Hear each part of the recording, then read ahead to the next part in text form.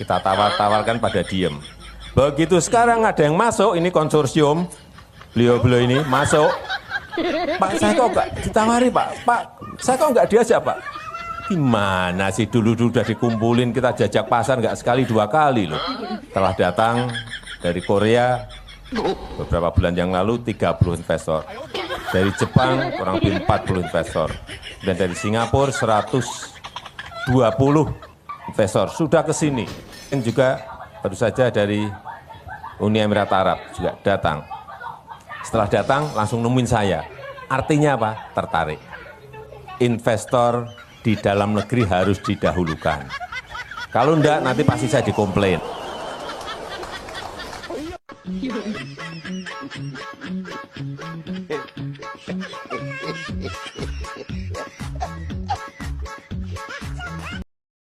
Soal rencana Bapak berkantor di IKN kan mau bulan Juli, itu progresnya seperti apa sekarang dan apakah akan terlaksana dalam waktu dekat, Pak? Airnya sudah siap belum? Listriknya sudah siap belum? Tempatnya sudah siap belum? Kalau siap, pindah. Belum dapat laporan dari PUPR, Pak? Belum dapat laporan. Sudah, tapi belum. Oh, belum. Sudah, tapi belum. Tapi soal Kepresnya bakalan Kepres pemindahan ibu kota apa bakal terlaksana sebelum 17 Agustus apa enggak? Kepresnya bisa sebelum, bisa setelah Oktober. Kita melihat situasi lapangan. Kita tidak ingin memaksakan sesuatu yang memang belum, jangan dipaksakan. Semuanya dilihat, progres lapangannya dilihat. Sesuatu yang direncanakan dengan baik, memiliki dasar yang kuat, dia tidak perlu otot politik untuk bisa dilaksanakan.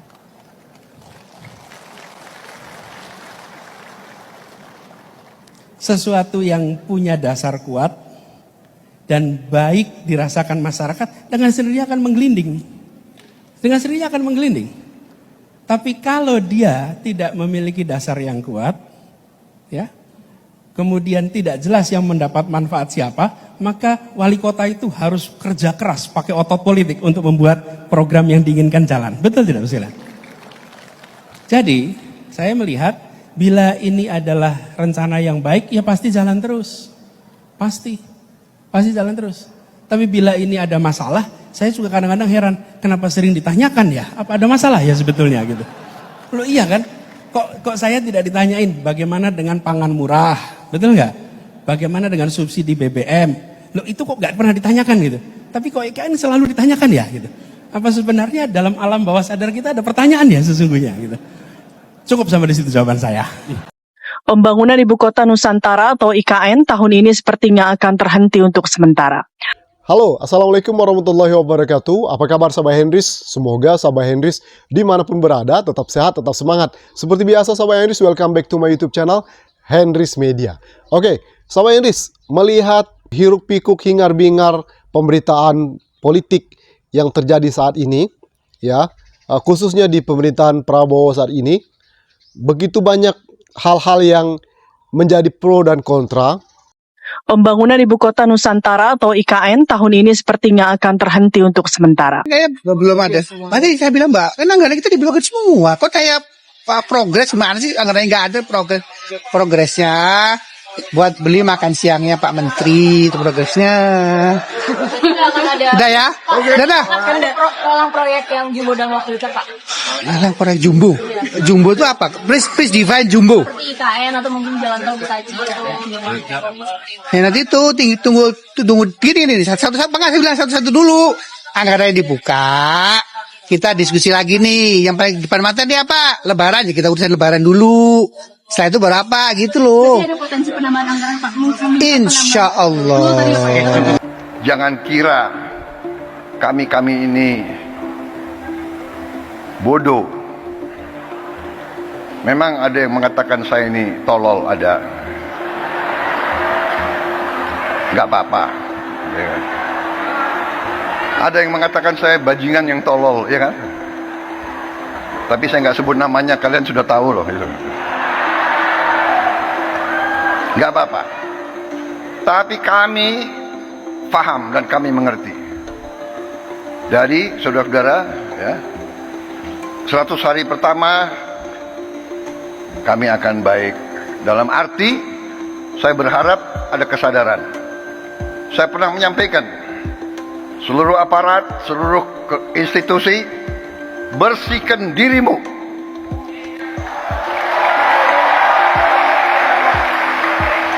Sebelum kau dibersihkan. Sampai-sampai Pak Prabowo itu sempat sakit gitu ya, dan mengutus adiknya untuk meresmikan acara agama Hindu, meresmikan apa saya lupa. Kenapa kok yang diutus adalah adiknya, padahal kan ada wakil presiden. Untuk menyelamatkan kabinet Prabowo dan pemerintahan Prabowo ke depan, siapakah sosok yang paling tepat menurut kalian sahabat Henris? Komen kira-kira siapa? Apakah Mahfud MD, Ahok, atau siapa? Nah, kalau saya pribadi, yang sosok figur yang tepat untuk membantu menyelamatkan pemerintahan Prabowo ke depan dari ancaman kudeta, dari hal-hal yang tidak diinginkan, kemudian dari permasalahan pro dan kontra, sosok Pak Anies Baswedan. Kenapa? Disimak sampai selesai ya. Tapi bagi kalian yang baru mampir ke channel YouTube Henris Media ini, jangan lupa ya support channel ini dengan tekan tombol subscribe di bawah, like, komen, dan juga share ke media sosial sahabat Henris semua. Kenapa sosok Pak Anies Baswedan yang tepat dan layak untuk membantu Pak Prabowo menyelamatkan pemerintahan kabinet merah putihnya dari segala macam permasalahan, ya kan? Belum rongrongan politik, ya kan? Ada terindikasi, ada upaya untuk kabar burungnya menggulingkan pemerintahan Prabowo. Narasinya seperti itu ya. Tapi kalau kita lihat ya, kenapa kebijakan menterinya kok blunder? Itu kabarnya tanpa sepengetahuan Prabowo. Kan lucu. Belum lagi kemarin ada menteri pas saat pagar laut itu mau dibongkar, ada menteri yang tidak setuju, menteri KKP-nya. Kan aneh. Gitu ya. Jadi apalagi ada dugaan menteri-menteri ini masih ada titipan istana geng Solo gitu ya, dan lain sebagainya. Nah, yang bisa menyelamatkan Prabowo, pemerintahan Prabowo ke depan, Pak Anies Baswedan. Dari sisi mananya? Pertama, ide dan juga pengaruh Pak Anies Baswedan itu masih sangat-sangat luar biasa besar. Kita ingin alokasi anggaran dipakai untuk menyelesaikan persoalan yang senyatanya dirasakan oleh warga Kalimantan. Itu prioritas kita. Okay? Kemudian apa yang sudah berjalan, kita akan panggil semua stakeholder bagaimana bisa mengelola agar apa yang dikerjakan di sana itu tidak menimbulkan kerugian. Tapi bila kita terus mengalokasikan anggaran yang besar, bayangkan untuk bangun rel kereta api saja dari Pontianak sampai ke sini itu diperlukan 22 triliun. 22 triliun itu jauh lebih kecil dibandingkan lebih dari 400 triliun untuk membangun sebuah tempat IKN. Kebayang tidak? Dan kami tadi sudah cek. Kita mau melakukan revitalisasi kereta api di Sumatera Barat, itu per kilometer revitalisasi itu artinya memanfaatkan ulang 16 miliar per kilometer. Di sini kalau bangun rel kereta kira-kira 60 miliar per kilometer. Jadi anggarannya dipakai untuk itu. Tapi untuk yang di Kalimantan kita duduk bersama di IKN supaya ada solusi yang tepat di tempat itu. Gitu ya. Tadi kita mendengar ada guru-guru yang belum diangkat. Kita ingin membangun kualitas manusia Indonesia. Dan itu artinya gurunya harus disejahterakan. Kita mendengar tadi di sini baru 7% anak-anak kita yang bisa sampai ke perguruan tinggi. Dan itu artinya kita harus menambah bangku sekolah. Oke? Terus kemudian kita lihat puskesmas kita. Puskesmas kita jauh dari merata. Masih banyak kelurahan-kelurahan di seluruh Indonesia yang belum punya puskesmas. Oke? Sekarang kita punya uang nih. Uang kita terbatas. Dengan uang terbatas itu mau dipakai untuk apa? Untuk anak-anak kita bisa bersekolah sampai selesai, untuk membangun puskesmas di semua kelurahan, untuk mengangkat guru-guru yang selama ini hanya honorer, atau mau dipakai untuk membangun istana yang dinikmati oleh aparat negara. Yang nanti akan tinggal di kota itu adalah aparatur negara, baik aparatur sipil maupun aparatur pemerintah, bukan rakyat. Pertanyaannya, kita uangnya lagi berlebih atau uangnya lagi kurang? Kalau uang kita itu berlebih, maka kita bisa taruh pada hal-hal yang bukan primer. Kita ini yang primernya saja belum selesai. Lihat stunting. Kenapa? Kita tidak mengalokasikan anggaran yang cukup untuk gizi bagi ibu hamil. Kita tidak mengalokasikan anggaran yang cukup bagi anak-anak usia prasekolah. Padahal itu menentukan gizi ke depan. Jadi bukan soal IKN tidak setuju. Hari ini kita memiliki kebutuhan yang urgen. Kita ini harusnya berani. Saya setuju ketika ada yang dikatakan bahwa kita harus mencari pemimpin yang berani. Setuju. Dan pemimpin berani bukan sekedar berani, tapi berani karena benar. Berani karena membawa kebenaran. Karena pasangannya kata berani itu benar. Kalau tidak benar, dia tak berani. Tapi kalau dia bawa kebenaran, maka siapapun dihadapi dan ridha Allah yang menjadi pegangannya. Walaupun lagi-lagi ada seorang pengamat dalam sebuah podcast mengatakan kalau Pak Anies Baswedan itu pasca Pilpres, pasca Pilgub tidak punya jabatan, akan tenggelam dan wassalam. Saya berkali-kali membantah statement seperti itu. Dan itu sangat-sangat tendensius terhadap langkah politik Pak Anies Baswedan. Saya malah sebaliknya. Justru dengan dijegal terus tidak bisa menjabat, Pak Anies Baswedan itu powernya akan semakin semakin melesat. Benar saja. Pilgub kemarin contohnya. Pak Anies Baswedan namanya menjadi sorotan. Belum lagi pemberitaan di media tentang pagar laut yang lagi viral. Nama Pak Anies Baswedan naik lagi. Apalagi reklamasi, ya. Pak Anies Baswedan naik lagi, ya kan?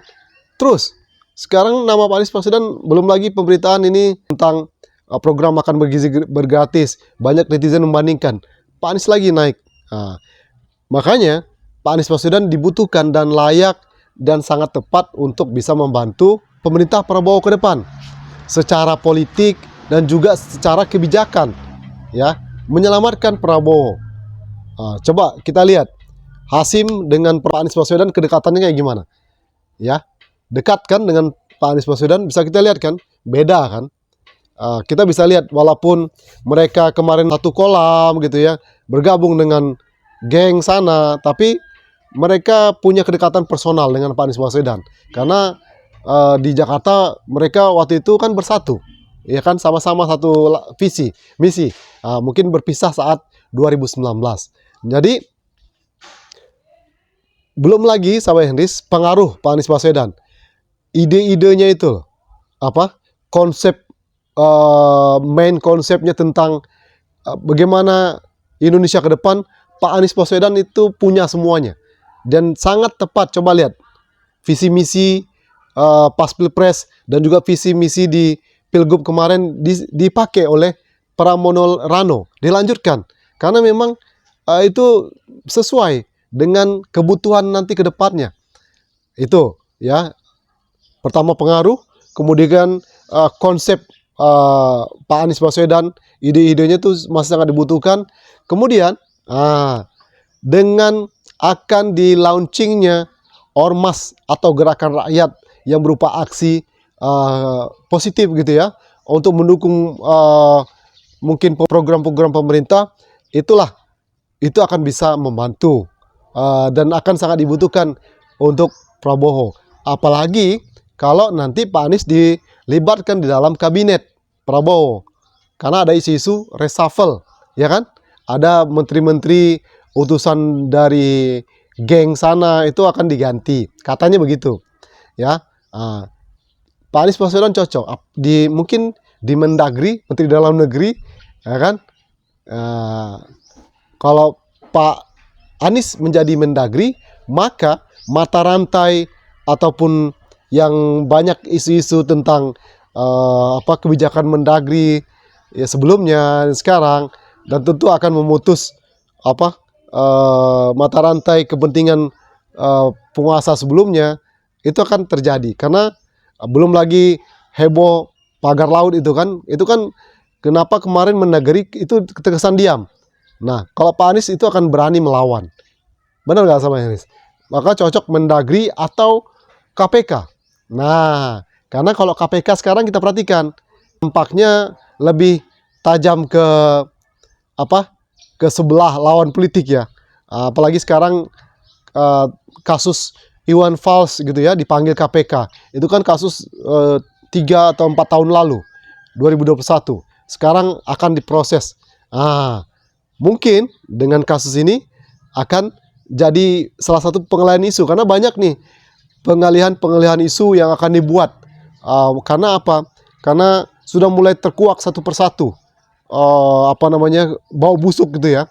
Nah, maka akan dibuatlah. Nah, contohnya dari KPK ini. Kenapa KPK ada bukti segala macam dilaporkan masyarakat waktu private jet, kenapa nggak ditindak? Itu jelas karena Benyamin Tuhari waktu itu mengatakan KPK sekarang itu tidak sah karena dipilih bukan periodenya Prabowo. Karena masih di periode sebelumnya. Itu kan berarti ada kepentingan dong, ya kan? Makanya kelihatan berat sebelah. Nah, kalau Pak Anies misalnya menghandle KPK, memegang KPK, kendali KPK, Pak Anies sendiri kan pernah mengatakan dia akan mau menjadi ketua KPK karena dia pernah menjadi dewas KPK kan. Bahkan dia di Provinsi DKI Jakarta itu pernah membuat KPK Jakarta sendiri. Makanya waktu itu kan Jakarta tidak ada pemberitaan mengenai korupsi, kolusi dan nepotismenya. Ya kan, bahkan anggaran-anggaran yang dibuat tinggi gitu ya, markup itu era Pak Anies Baswedan itu bisa diatasi. Nah, itu Sobat Edis. Jadi kalau menurut saya untuk menyelamatkan kabinet Prabowo ke depan, sosok yang paling tepat itu adalah Pak Anies Baswedan. Apakah Pak Anies Baswedan mau? Saya yakin beliau seorang negarawan yang benar-benar seorang negarawan, seorang guru bahasa ya, bukan cuma sekedar baliho guru bangsa, tapi tidak pernah menghadiri seminar-seminar gitu ya. Siapakah dia? Tapi beliau benar-benar seorang guru bangsa. Nah, lama ini kan di rumahnya didatangin anak sekolah belajar. Mendatangi beliau. Itu sosok guru bangsa. Bukan datang ke rumahnya hanya karena settingan, datang langsung dapat uang jajan ya kan? Bukan ya. Di mana itu sama Iris? Pasti udah tahu dong. Karena itu udah banyak video-videonya ya. Ada settingan dimobilisasi orang datang ke rumah geng Solo. Nah, jadi itu sama Iris ya. Saya yakin kalau Pak Anies untuk kepentingan masyarakat, why not? Kenapa tidak? Di dua posisi itu yang paling tepat menurut saya. Mendagri ya, dan juga atau KPK. Otomatis kalau ini kalau saya melihat strategi cerdas Prabowo juga. Strategi cerdas Prabowo-nya kenapa? Dia pelan-pelan gitu ya. Itu mencoba perang dingin ya, melawan kekuatan besar, yaitu penguasa sebelumnya dan 9 naga, oligarki ya. Sekarang saya ngeliat sih udah kelihatan sih para aktivis-aktivis yang bergerak sekarang itu kan Abraham Samad, aktivis Muhammad Said Didu, dan para aktivis 98 lainnya itu kan dari pendukungnya Prabowo sebelumnya. Nah, sekarang mereka bergerak ya dengan masyarakat, ya kan? Nah, itu akan menjadi membuat kocar-kacir, membuat panik ini oleh oligarki dan geng sana. Oke, benar nggak Sobat Hendris? Nah, jadi itu menurut saya Sobat Hendris ya. Kalau kalian setuju nggak pendapat saya ini? Kalau setuju silakan komen, nggak setuju juga silakan komen. Sahabat Hendris, sekali lagi saya bukan seorang pengamat, saya hanya mencoba belajar mengamati dengan apa yang sekarang terjadi dan coba menganalisa.